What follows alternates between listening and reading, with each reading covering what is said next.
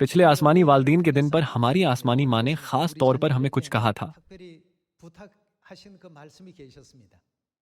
क्योंकि आप सबने माँ का कलाम सुना था, तो आप जवाब जान जाएंगे। माँ ने हमसे क्या कहा था? मुझे माफ कीजिए।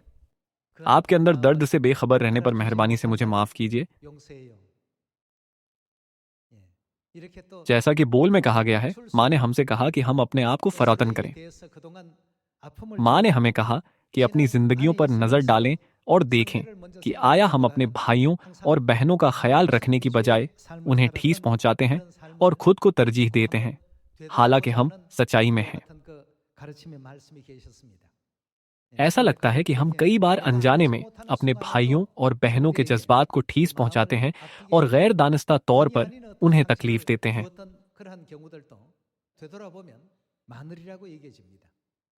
बेशक ये अच्छा होगा अगर उनके जज्बात को ठेस ना पहुंचे, अगरचा एक रुकन कुछ ऐसा कहे जिससे दूसरे को ठेस पहुंचे, लेकिन अगर सुनने वाला बुरा महसूस ना करे बल्कि अच्छे तरीके से इसे कबूल करे, तो इससे अच्छा नतीजा निकलेगा।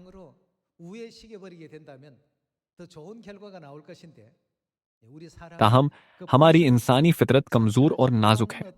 हमारे जज्बात को आसानी से ठेस पहुंचाई जा सकती है। हमारे फख्र को मामूली से मामूली बात से ठेस पहुंचती है जिस पर हम हंस सकते हैं। ये सब हमारी नामुकम्मल तौबा के बायस है। अगर हमने मुकम्मल तौर पर तौबा कर ली है तो हमें मामूली सी बात से भी ठेस नहीं पहुंचेगी। माँ ने हमें एक बार फिर बीदार किया। हमारे आसमानी बाप और माँ खुदा हैं जिन्होंने इब्तदा ही से अंजाम को जाहिर किया, जो अजल से थे और अब तक मौजूद रहेंगे। वो हमें किसी और की निस्बत बेहतर जानते हैं और आखिर तक हमारी रहनुमाई करेंगे। 2000 साल पहले यीशु ने हमें सिखाया कि खुदा का हर कलाम बजाते खुद जिंदगी और हमेशा की जिंदगी है।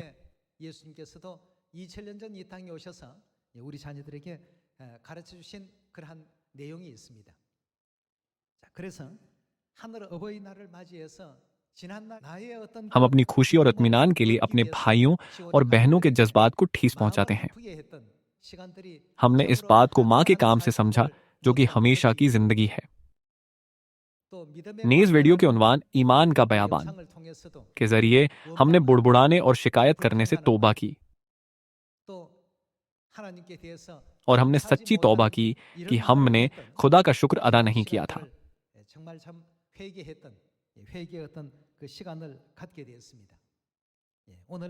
आज आए हम दोबारा अपने आप पर गौर करें और आसमानी बाप और माँ का शुक्र अदा करें। बाप और माँ, आपका बहुत शुक्रिया कि हमें आसमान की तरफ देखने की इजाजत दी है। हमारे बेशुमार गुनाह जो हमने आसमान पर किए थे माफ करने के लिए आपका बहुत शुक्रिया। हमें मौत से छुड़ाने के लिए आपका शुक्रिया जिसके हम मुस्तहक हैं। क्या आपने वीडियो में बियाबान का नक्शा नहीं देखा? मिस्र से कनान तक का फासला कितना है? यह तकरीबन 300 किलोमीटर है। 300 किलोमीटर कितना लंबा है? यह सिविल से देगो तक का फासला है। मेरी राय में अगर हम बगैर आराम किए साबित कदमी से चलें तो सेउल से देगो तक 4 या 5 दिन लग सकते हैं। ताहम अगर हम आहिस्ता चलते हैं, आराम करते हैं, खाना पकाते और खाते हैं और सोते हैं तो इसमें 7 या 10 दिन लगेंगे। तो फिर खुदा ने इसराइलियों को कलील फासला पर 40 बरस तक क्यों चलने दिया? हमें इसे समझने की जरूरत है। इस तस्ना की किताब क्या कहती है? ये उन्हें आजिज करना था। क्या वजह थी कि हमने आसमान पर गुनाह किया और वहां से निकाले गए? इसकी वजह यह थी कि हम मुतकब्बिर हो गए थे। यसाया बाब 14 के मुताबिक सुबह का रोशन सितारा बहुत मगरूर हो गया था। उसके गुरूर ने उससे बदी करवाई कि अपना तख्त खुदा के तख्त से बुलंद करने की कोशिश करे। यूं खुदा ने सुबह के रोशन सितारे को आसमान पर से निकाल दिया। खुदा ने उसकी बगावत को शिकस्त दी थी। उस वक्त फरिश्ते भी जो गैरदानिस्ता तौर पर इस बगावत में शरीक थे, जमीन पर फेंक दिए गए और इंसानी शबी पहने हुए यहाँ रहते हैं।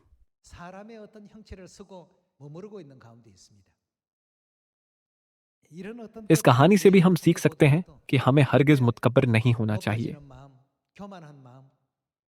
आसमानी माँ भी हमें यानी पासबानी अमला को कहती हैं, मोहब्बत के साथ खिदमत करो।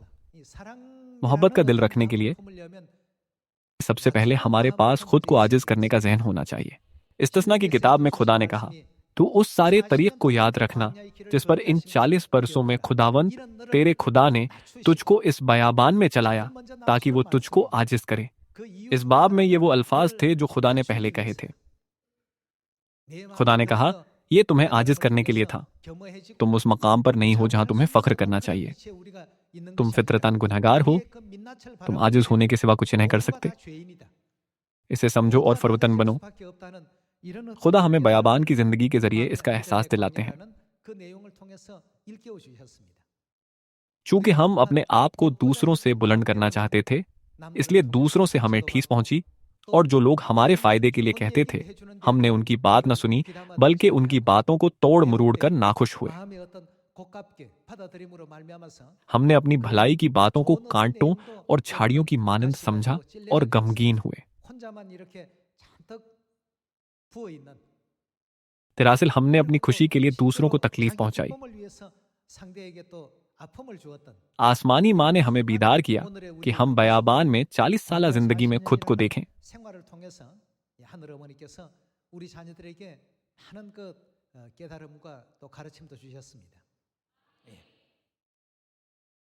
और फिर माँ ने हमें बताया कि एक दूसरे को कहीं, मुझे माफ कीजिए।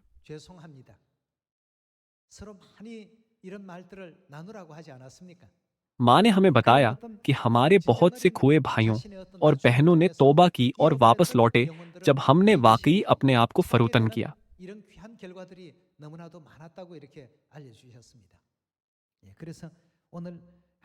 आज हम खुदा की मर्जी को बरकरार रखते हुए जो हमसे चाहते हैं कि आजिज हूं, आए खुदा के कलाम का मुतालिया बउनवान आसमान की बादशाही और तौबा एक दूसरे के लिए लाजिम और मलजूम है के तहत करने में कुछ वक्त गुजारते हैं। आसमान पर जाने की गरज से हमें अपने गुनाहों से तौबा करनी चाहिए। तौबा के बगैर कोई भी रूहानी कनान में दाखिल नहीं हो सकता। क्यों खुदा ने इसराइलियों को आजिज करके उन्हें भौंका रखा था? इसकी वजह यह नहीं थी कि खुदा के पास कुव्वत नहीं थी। इसकी वजह यह थी कि खुदा चाहते थे कि आखिर में सब कुछ अच्छा हो। खुदा आखिर में हमें सब चीजों में बरकत देना चाहते थे। किताब मुकद्दस कहती है कि इस अमल में खुदा की अजीम मोहब्बत थी। मैं जानता हूं कि हमारे सियून के ज्यादा तर खानदानी अराकीन एक दूसरे के साथ पुरअमन हैं और बदतमीजी से बात नहीं करते और न ही किसी के जज्बात को ठेस पहुंचाते हैं। ताहम अगर आप दूसरों के जज्बात को ठेस पहुंचाते हैं क्योंकि आप उनके इरादे को नहीं समझे, हालांकि ये एक छोटी सी बात है, तो हम उनसे कहीं मुझे माफ कीजिए और सब मामलात हल कर लें। मैं आपकी आजिज़ी की तारीफ करूंगा। आसमान की बादशाही और तौबा में एक लाजिम व मलजूम ताल्लुक है। मती बाब 4 में भी यीशु ने कहा, तौबा करो क्योंकि क्या नजदीक है, क्योंकि आसमान की बादशाही नजदीक है। क्योंकि आसमान की बादशाही नजदीक है तो हमें तौबा करनी चाहिए। तौबा करने के बाद हम सबको उन लोगों के तौर पर खुदा का शुक्र अदा करना चाहिए जिनका वतन आसमान पर है। आए फिलिपियों बाब 3 आयत 19 की तरफ जाते हैं। ये लिखा है कि उनका अंजाम हलाकत है, उनका खुदा पीठ है। वो अपनी शर्म की बातों पर फख्र करते हैं और दुनिया की चीजों के ख्याल में रहते हैं। मगर हमारा वतन आसमान पर है और हम एक मुन्नजी यानी खुदावंद यीशु मसीह के वहां से आने के इंतजार में हैं। वो अपनी उस कुव्वत की तासीर के मुआफिक जिससे सब चीजें अपने ताबे कर सकता है, हमारी पस्त हाली के बदन की शक्ल बदल कर अपने जलाल के बदन की सूरत पर बनाएगा।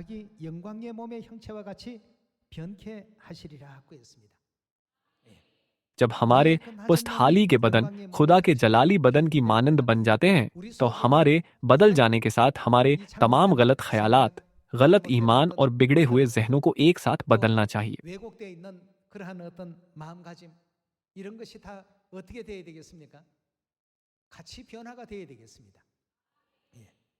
हमारी ज़ाहिरी सूरत को बदला नहीं जा सकता, जबकि हमारा बातिन अभी भी दुनियावी है।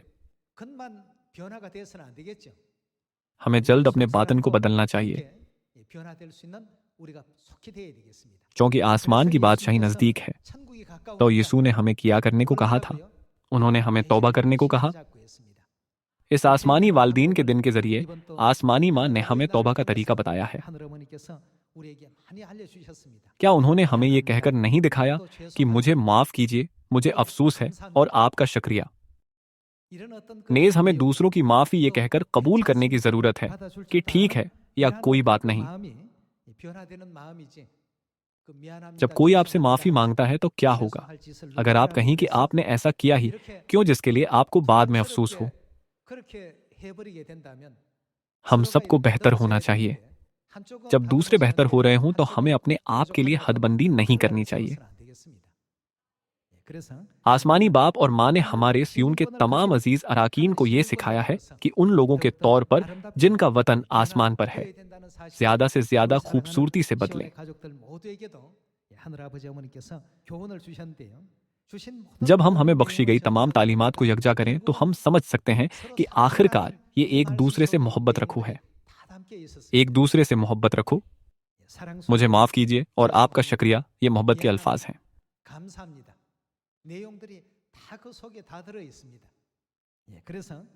इसीलिए यीशु ने कहा, मैं तुम्हें एक नया हुक्म देता हूं कि एक दूसरे से मोहब्बत रखो। हाँ, ताकि इस जमाना में खुदा ने हमें ऐसा ही करने को कहा है, ये कहते हुए कि आसमान की बादशाही नजदीक आ गई है। खुदा ने हमें आगाह किया है कि हमें इस लम्हा पर क्या करना चाहिए। अब हमारे भाई और बहनें ये कहते हुए खुद को आजिज करते हैं कि मुझे माफ कीजिए। आपके अंदर दर्द से बेखबर रहने पर मेहरबानी से मुझे माफ कर दीजिए और दूसरे अराकीन के दिलों से बर्फ पिघलाने के लिए खुद को पस्त करें। मैंने सोचा कि नबूवत का वक्त जब हम सब अब्दी आसमानी मखलूकात में बदल जाएंगे बहुत नजदीक आ गया है।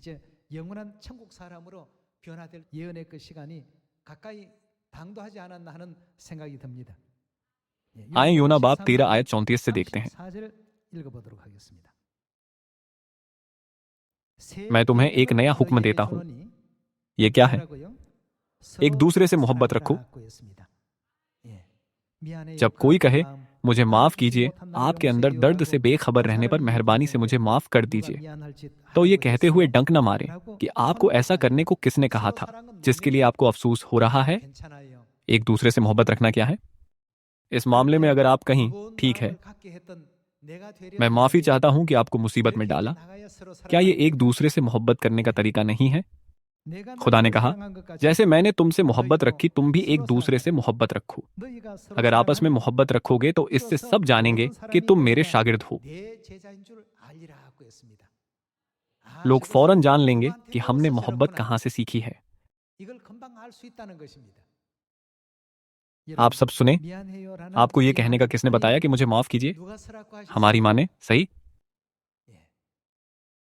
अगर हम इसे अपनी आम जिंदगी में इस्तेमाल करें तो लोग सोचेंगे मैं सही हूं कि वो लोग खुदा की कलीसिया से हैं। खुदा की कलीसिया के लोगों के सिवा कोई और लोग नहीं होंगे जो इन खूबसूरत अल्फाज को इस्तेमाल करते हों। दुनिया में लोग इसे तस्लीम करेंगे और उसी तरह वो हमें पहचानेंगे। खुदा ने कहा, अगर आपस में मोहब्बत रखोगे तो इससे सब जानेंगे कि तुम मेरे शागिर्द हो।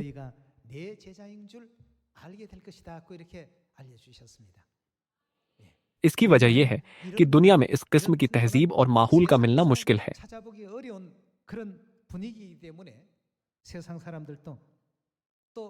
दुनिया के लोग और वो लोग जो अभी सियून में आए हैं हमें फरिश्तों की तरह मानते हैं, क्योंकि वो अक्सर हमें यह कहते सुनते हैं कि मुझे माफ कीजिए। तो उन्हें भी एहसास होता है कि ऐसे बहुत से लोग हैं जिनके लिए वो अफसोस महसूस करते हैं। यूं हम सबको यह के बाद दीगरे तौबा करनी चाहिए। हमारे सियोन को ऐसा होना चाहिए। खुदा ने हमें ये खूबसूरत तालीम बख्शी है। यकीनन हम खुश हैं क्योंकि हमारे पास माँ है। एक बार फिर मैंने महसूस किया है कि चूंकि हम सियून में माँ से इस किस्म की तालीम सुनते हैं तो जीवन खूबसूरती में बदल सकता है।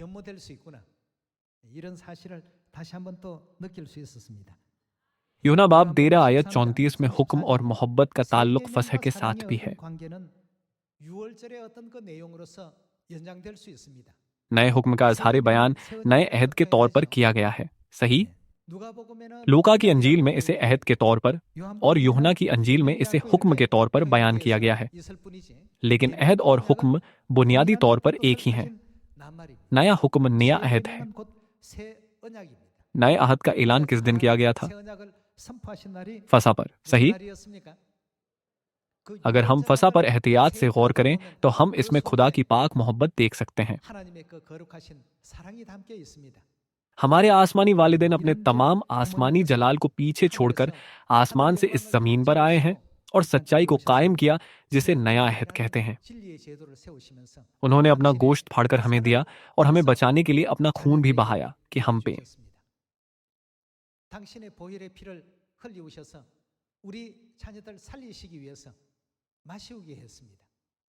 मैं का एक प्याला जिसे हम पीते हैं और रोटी का एक टुकड़ा जिसमें हम शरीक होते हैं, महज रोटी और मैं नहीं है। वो हमारे आसमानी बाप और माँ का गौशित और खून है, जो हमें उनकी पाक और अजीम मोहब्बत और कुर्बानी के वसीला बख्शे गए हैं। खुदा के नए अहद यानी फसह की इस बेश कीमत सच्चाई को कायम करने की वजह यह थी कि वो चाहते थे कि हम याद रखें कि उन्होंने हमारी खातिर कैसे अपना खून बहाया था और उन्होंने हमारी जिंदगियां बचाने के लिए किस किस्म की कुर्बानी दी थी। इसलिए हमें सिर्फ अपनी नजात के लिए रोटी और मैं लेना और खुशी नहीं करनी चाहिए। हमारी जिंदगियां बचाने की गरज से खुदा ने अपने आप को कुर्बान किया। हमें फसह में बयान की गई खुदा की मोहब्बत को महसूस करना चाहिए। हमने खुदा की मोहब्बत सीखी है, इसलिए हमें भी अपने भाइयों और बहनों से मोहब्बत रखनी चाहिए। पहला यूहन्ना बाब 4 आयत 7 से देखते हैं। ऐ अजीजों, आओ हम एक दूसरे से मोहब्बत रखें।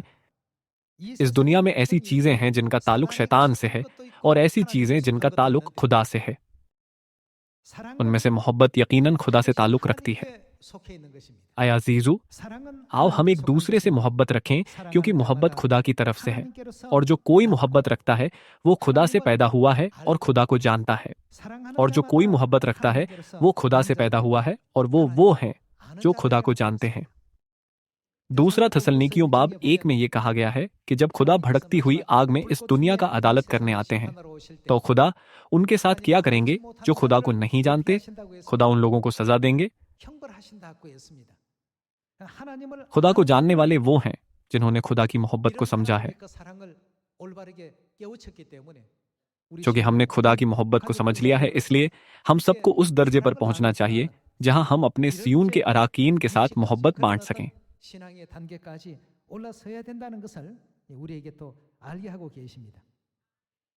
ये वो है जो खुदा हमें बताते हैं।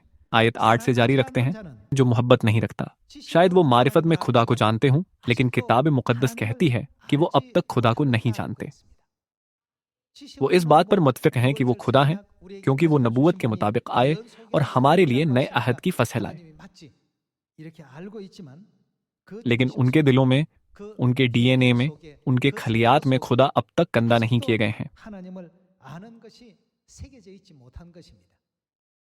जो मोहब्बत नहीं रखता वो खुदा को नहीं जानता। क्यों? क्योंकि खुदा मोहब्बत है। आप सब माइटोकॉन्ड्रियल डीएनए पस पर्दा बच्चों की जिंदगी में फैसला कुन किरदार अदा करता है और ये डीएनए नस्ल दर नस्ल मुंतकिल होता रहता है।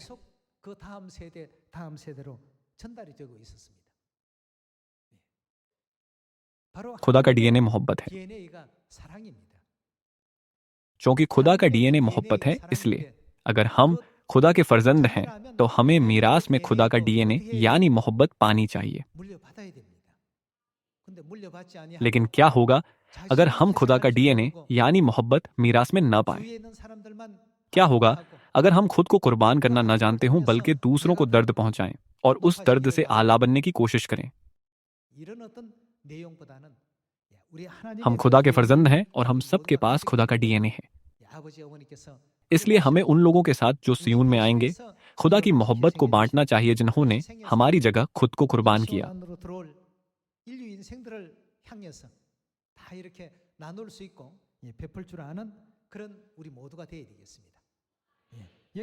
खुदा मोहब्बत है। खास तौर पर खुदा का डीएनए मोहब्बत है।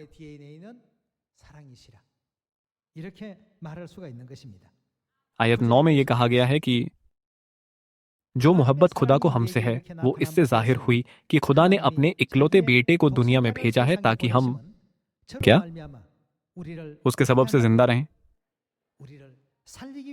खुदा ने हमें जिंदा रखने के लिए अपने आप को कुर्बान किया था। आयत 10 में यह कहा गया है कि मोहब्बत इसमें नहीं कि हमने खुदा से मोहब्बत की। हम नादान थे, हमने आसमान पर गुनाह किया और इस जमीन पर फेंक दिए गए। हम में मोहब्बत की निस्बत गुनाह ज्यादा थे।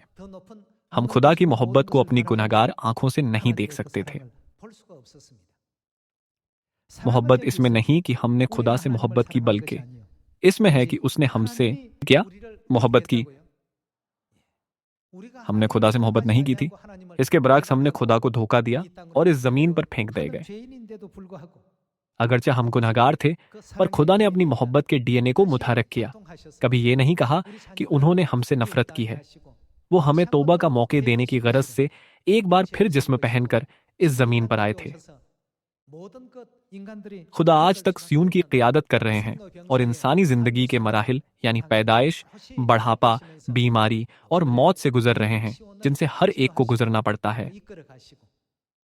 हम वो हैं जिन्हें कहना चाहिए था मुझे माफ कीजिए, लेकिन हमारी बजाय खुदा कहते हैं कि वो हम गुनहगारों से माफी चाहती हैं। जब माँ बार बार हमसे माफी मांगती हैं तो वाकई गुनहगारों के तौर पर हम नहीं जानते कि क्या करें। आयत 10 दोबारा देखते हैं। मोहब्बत इसमें नहीं कि हमने खुदा से मोहब्बत की, बल्कि इसमें है कि उसने हमसे मोहब्बत की और हमारे गुनाहों के कफारा के लिए अपने बेटे को भेजा। आए अजीजू, क्योंकि खुदा ने हमसे ऐसी मोहब्बत रखी तो हम पर भी क्या एक दूसरे से मोहब्बत रखना फर्ज है। अगर अब भी हम में थोड़ी सी भी नाराजगी है तो हम उसे दूर कर दें। खुदा ने हमारे तमाम संगीन गुनाह माफ कर दिए हैं,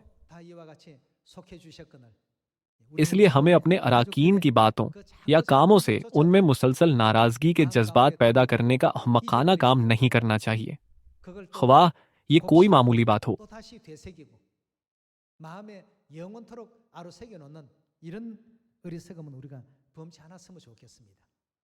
खुदा का डीएनए मोहब्बत है और हमें खुदा की मोहब्बत का डीएनए विरासत में मिला है।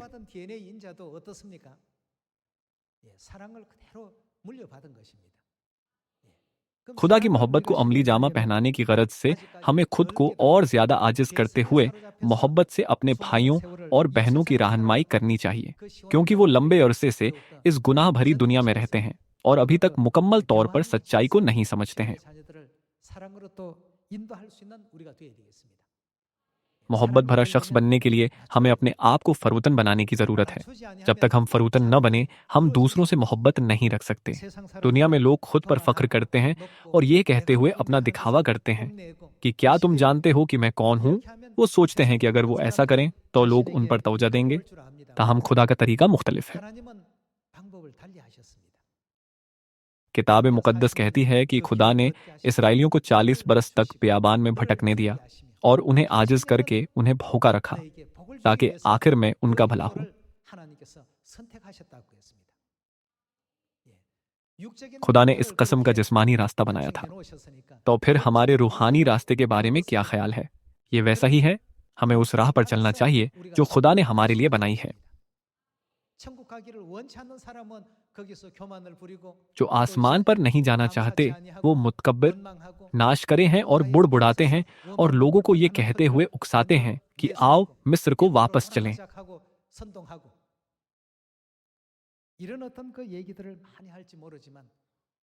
ताहम जो लोग वाकई खुदा की मर्जी को समझते हैं वो ये कहते हुए ज्यादा फरवतनी हो जाते हैं कि हमने मिस्र में शदीद दुख उठाए थे लेकिन अब दुख नहीं सहते। हमें खुदा के कितने शुक्रगुजार होना चाहिए। इसके अलावा खुदा ने हमसे दूध और शहद बहने वाले मुल्क का वादा किया है। अब हम ईमान के बयाबान में चल रहे हैं। हम उसी रास्ते पर चल रहे हैं जिस पर इसराइली चले थे। हाथ आके हमारी आसमानी माँ भी पहले हमसे माफ़ी मांगती हैं। चाहे आसमानी माँ हमें कुछ भी कहीं और हमारे साथ कुछ भी करें, उन्हें इसके लिए माफ़ी मांगने की बिल्कुल ज़रूरत नहीं है। ये हम ही हैं जिन्होंने आसमान में गुनाह किया और ज़मीन पर फेंक दिए गए। इसलिए अगर हम हर वक्त माँ से कहीं मुझे माफ़ कीजिए, तो ये काफ़ी नहीं है।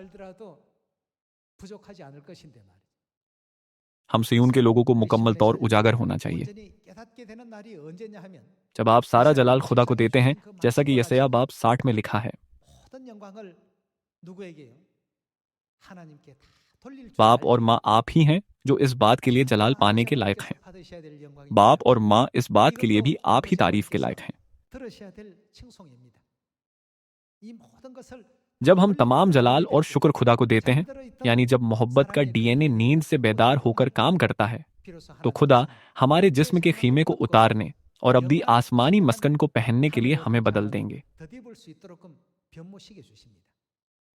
भाइयों और बहनों, हमारे बाप और माँ चाहते हैं कि हम आसमान की बादशाही में अबद तक आराम से रहें, न कि दुखों से भरी जमीन पर।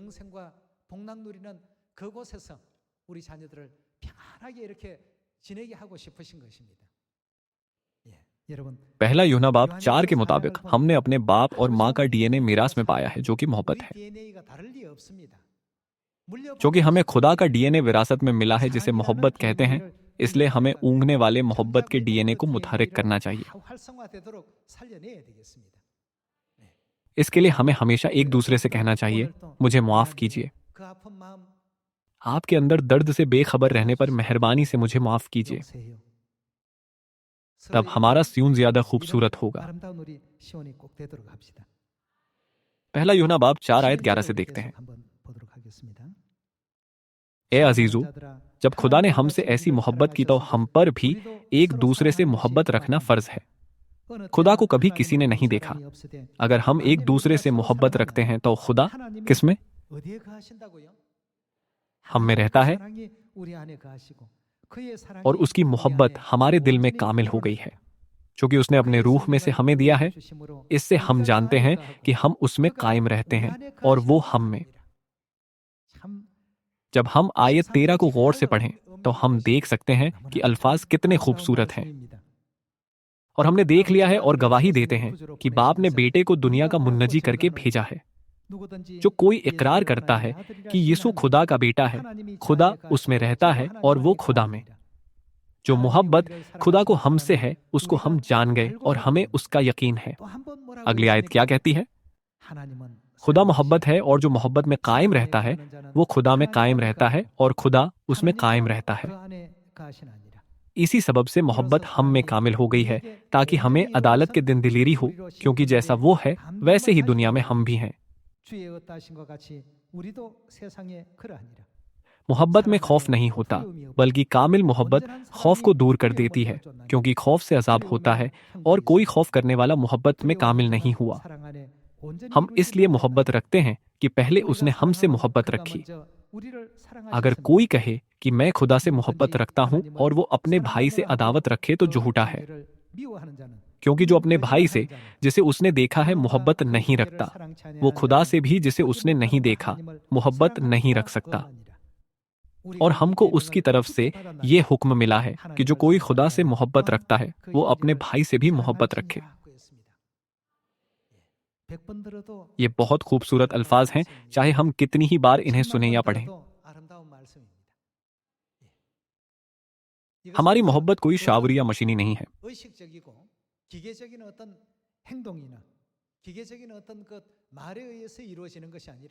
खुदा ने हम में अपना डीएनए बोया है। हमने खुदा का डीएनए विरासत में पाया है। ताहम ये काम नहीं करता, बल्कि गैर फाल रहता है। उन्हें मुतहर्रिक करने के लिए हमें क्या करना चाहिए? हमें अपने आप को फरूतन करना चाहिए और जितनी बार मुमकिन हो एक दूसरे से कहना चाहिए, मुझे माफ कीजिए, आपका शुक्रिया। तब मोहब्बत का गैर फाल माइटोकॉन्ड्रिया बीदार होता है और तादाद में मुसलसल बढ़ते हुए सरगर्मी से काम करता है। तभी साइंसदानों का कहना है कि हम तब सेहतमंद बनते हैं जब हमारे जिस्म में माइटोकॉन्ड्रिया की तादाद बढ़ जाती है। सही? हमारी रूहानी सेहत के साथ भी ऐसा ही है। जब हम में रूहानी माइटोकॉन्ड्रिया बढ़ता और मुतहर्रिक हो जाता है तो हम रूहानी तौर पर सेहतमंद होते हैं। खुदा ने अपने आप को हमारे लिए कुर्बान किया था। उन्होंने अपनी खुशी की तलाश में नहीं बल्कि हमें गुनाह से छुड़ाने के लिए अपने आप को दुखों के हवाला कर दिया। हम सब में डीएनए मोहब्बत है जो हमें खुदा से मिरास में मिली है। आसमानी खानदान के अराकीन के तौर पर हम सब अपने भाइयों और बहनों से मोहब्बत रखें और आसमान पर जाने के दिन को जल्द लाएं। क्या आप 40 बरस तक उस राह पर चलना चाहते हैं जिसे हम सिर्फ 10 दिनों में खत्म कर सकते हैं? इस रूहानी बयाबान में हम अक्सर अपने आप को आजिज करने में नाकाम हो जाते हैं और फख्र से अपने आप को सर बुलंद करना चाहते हैं। इसीलिए खुदा हमें इस वक्त आसमान पर नहीं ले जा सकते, हालांकि वो चाहते हैं। हम उस वक्त तक आसमान में दाखिल नहीं हो सकते जब तक कि हम साफ और तब्दील ना हो जाएं। इसलिए खुदा अब भी हमें इसके लिए वक्त देते हैं। अगर हम मुकम्मल तौर पर पाक साफ होते और बदल जाते तो हम आसमान पर जा चुके होते। मिस्र से कनान तक का फासला ज्यादा नहीं था। हम सब जल्द आसमान पर जाना चाहते हैं। हम अपने अंदर मोहब्बत के डीएनए को मुतहर्रिक करें। ऐसा करते हुए हम बाप और माँ के गौर व फिक्र और कुर्बानी के मशाबा बने और खुदा के डीएनए की कवी तवानाई से सब लोगों की रहनुमाई तौबा की तरफ करें।